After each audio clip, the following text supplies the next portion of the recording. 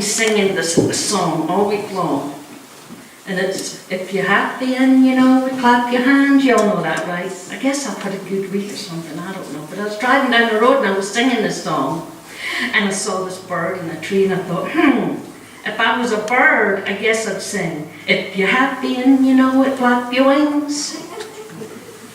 And then I saw a little puppy dog. And you know what puppy dogs do? They chase their tails. And it reminded me of the story about this little puppy dog, and he was just sitting in the garden and he was chasing his tail. And this old hound dog was sitting on the porch and says, "What you doing?" And the little puppy said, "Well, I've discovered that whenever I'm happy, my tail wags. So I figured if I catch my tail, I'll be happy all the time." And old hound dog just started laughing. He said, yeah, when I was a little puppy, I used to think the same thing. I used to think that if I caught my tail, I would be happy. But then I noticed, whenever I was happy and my tail would wag, it would follow me everywhere I go. So you don't have to catch your tail. You don't have to look for happiness. If you just go about your daily business, you're going to be happy. The Bible talks about being happy. It doesn't say, happy are you that has lots of money. Or it doesn't say, happy are you that's the most popular in your class. No, it doesn't say things like that. It says, happy are the merciful, happy are the peacemakers, and happy are the pure in heart. So many of us, a lot of us are like that little puppy, and they want to chase happiness, thinking that if we have money or if we do this or do that, we'll find happiness. But no.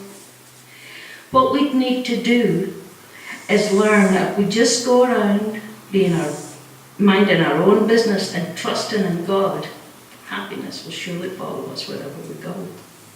Let us pray. Heavenly Father, help us to place our trust in you so that we may experience the happiness that only you can bring, Lord. We ask these things in Jesus' holy name. Amen.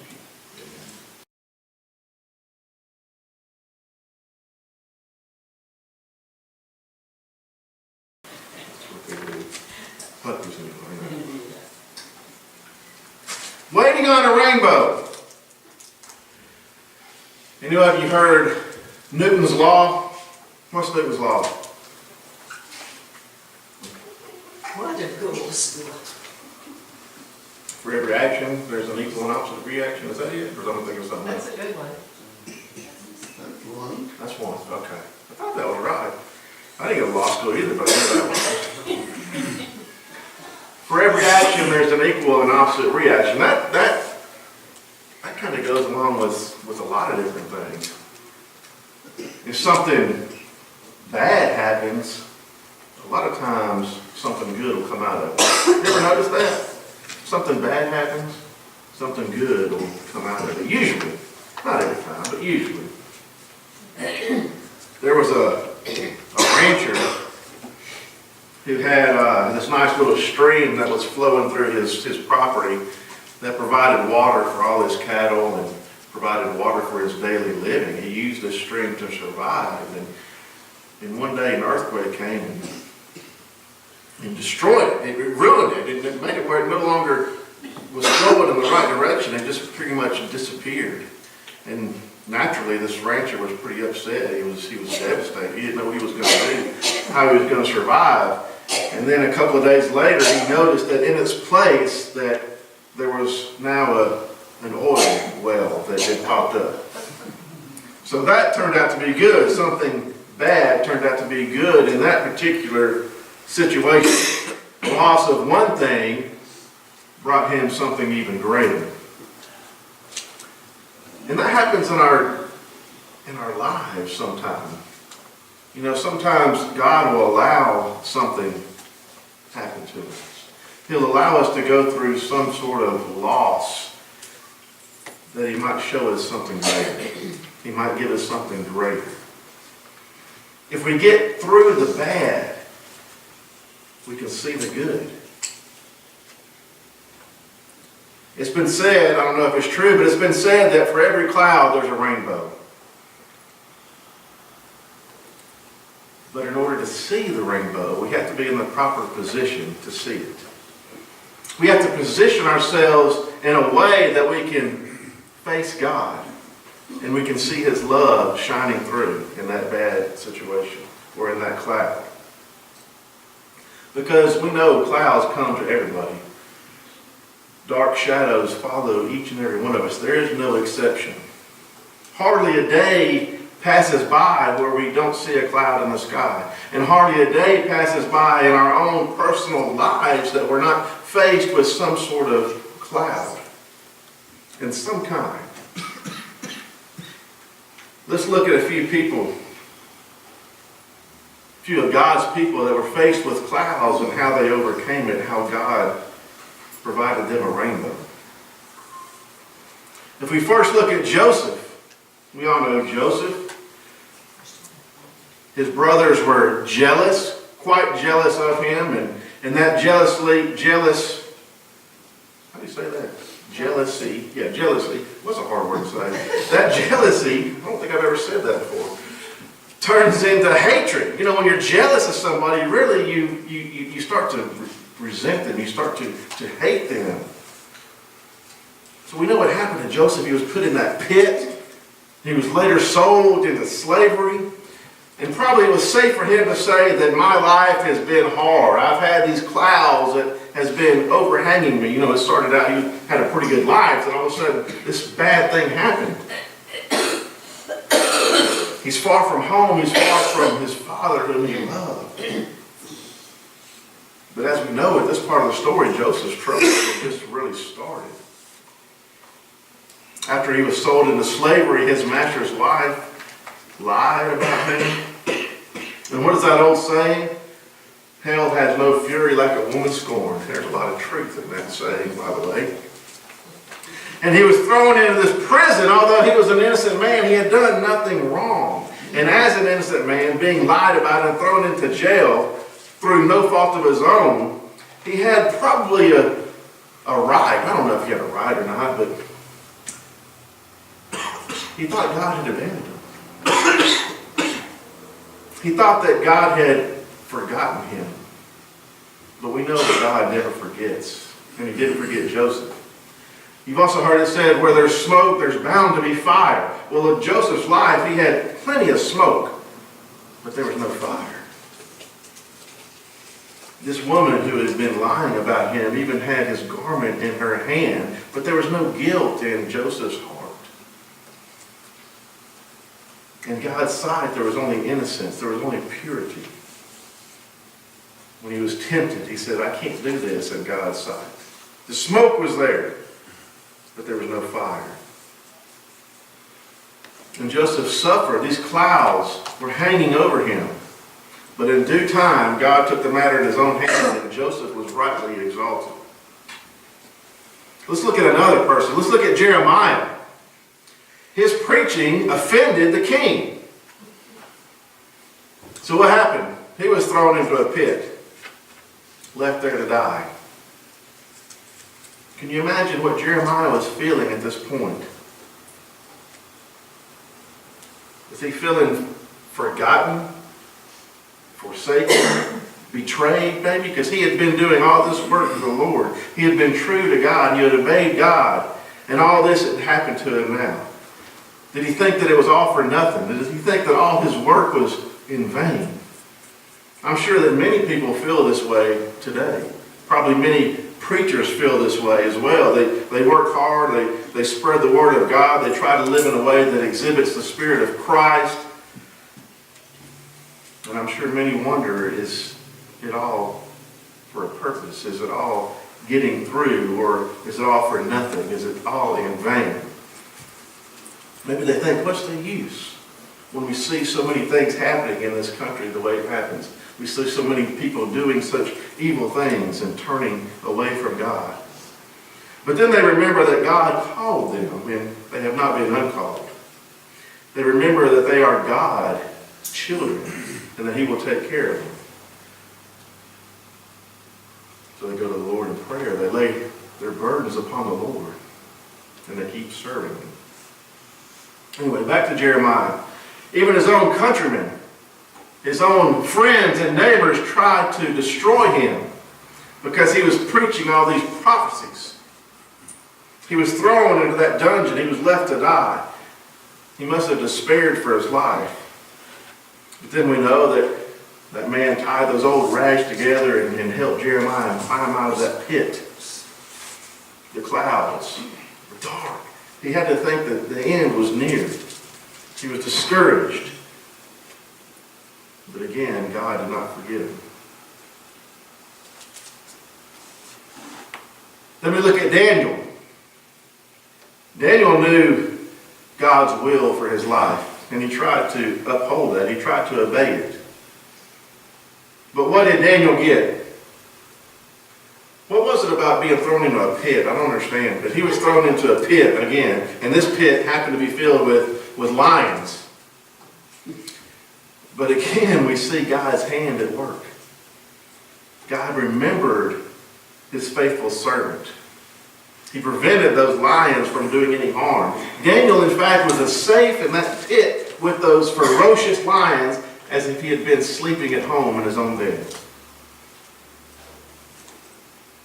The clouds were overhanging, but God was providing.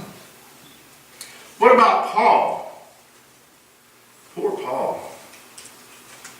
The clouds began to cover his life the day he met Jesus on that road to Damascus, and they never cleared whatsoever until the day he got called home. And in between these two events, he was persecuted unmercifully for Christ's sake. He suffered. He was beaten. He was lied about. He was shipwrecked. He was sent to prison. He suffered mentally and physically and spiritually, and perhaps as no one has suffered since. He lost everything, his position, his money, his friends. The clouds were there. But he endured it all for Christ's sake, knowing that all things work together for good to them who love the Lord. And thank God, since then, many people have followed Paul's advice and teaching and come to know the Lord. We have to believe that God knows best, even in those hard times. We have to believe that. We really do. That God knows what's best for us. He knows that all sun and no clouds just make a desert. Unbearable, unlivable. If we never saw the clouds, we would never see the rainbow. In fact, he builds our lives as much by adversity as he does by prosperity. More character is built in sorrow than in success. If you're to watch a weaver as he weaves, and we'll notice just a few light-colored threads being put in amongst all the dark-colored threads. And we wonder why. Then he flips it over. And you notice that it takes both the light and the dark to make something beautiful. When we see all these things in their true light, we see that life is made more beautiful, more useful because of the hardships that we've been through. Someone said that I feel sorry for anyone who has not suffered, and that's true. God allowed those clouds to come to Joseph, but he also sent the rainbow. God allowed those clouds to come to Jeremiah, but he also sent the rainbow. God allowed those clouds to come to Daniel's life, but he sent the rainbow. And God darkened Paul's life with many clouds. But in time, he made him probably the most influential man who ever walked the earth except for Christ Jesus. And if we look closely at the rainbow, we can see what the rainbow represents. It represents several things. The promise of a safe retreat. If we look in Isaiah chapter 32, verse 2, it reads, "And a man shall be as an hiding place from the wind, and a covert from the tempest, as rivers of water in a dry place, as the shadow of a great rock in a weary land." That promise there is saying that we can retreat to Jesus to find that safe hiding place. Rock of Ages, cleft for thee. Let me hide myself in thee. God knows. He does. He knows our sorrows. And speaking to Moses about the Israelites, what did he say? He says, I know their sorrows. He knows our sorrows. When we're in trouble, he knows. And we have to remember that we're not alone. He has promised to deliver. In Psalms 50:15 we read, call upon me in the day of trouble. I will deliver thee, and thou shalt glorify me. He knows about those clouds that cover our pathways. In Hebrews 13, verse 5, we see that he won't leave us alone. He won't forsake us. It says, I will never leave thee, nor forsake thee. As we look at Paul's life, we know that he had enough troubles to break anyone. He ended up in jail. He realized that there were people saying lies about him, false teaching. Everyone had abandoned him. He was forgotten. He was left knowing that he would soon die. And he said, no man stood with me, all men forsook me. And note what he said, no man stood with me. But then he went on to say, notwithstanding, the Lord stood with me and strengthened me. That's the secret right there, I believe. The Lord stood with me. The troubles will come. The clouds will be dark. They'll be heavy. But the Lord will stand with you. If the Lord is for you, who could be against you? And he promises us strength. And as thy days, so shall thy strength be. He promises that. He gives us that. What did he give the children of Israel in the desert? Each and every day, he gave them enough manna to survive for that one day. Each and every day. 6 days. For 40 years. For 3 million people. He gives us all we need. And he promises to give it to us. And don't forget the promise that someday all those clouds will be gone. All those sorrows will end. I love this verse here. We all know it. Revelation 21, verse 4. And God shall wipe away all tears from their eyes. And there shall be no more death, neither sorrow, no crying or pain, for the former things have all passed away. What a day that'll be. What a day that'll be. The everlasting love of God. That's what he provides for us. That's what he gives us. He has told us that he's loved us with that everlasting love. For things on this earth are just temporary, but his love, his everlasting love, is permanent. And then we come and we see the completed rainbow. We read in Scripture in Revelation 4, verse 3. And there was a rainbow around the throne. For here on earth we see only part of it. We see only half the rainbow. If you notice, we see only half the rainbow. But up there in heaven we'll see the whole rainbow around the throne. Telling us that everything in heaven is complete. The clouds hover over us in this world, and sometimes we don't understand why. Sometimes we just can't see the reason. And they'll come. The clouds will come, there's no doubt. In fact, if you look outside right now, there's probably a lot of clouds out there. In fact, if we take a closer look at our own lives, we'll probably see some clouds hanging over us as well.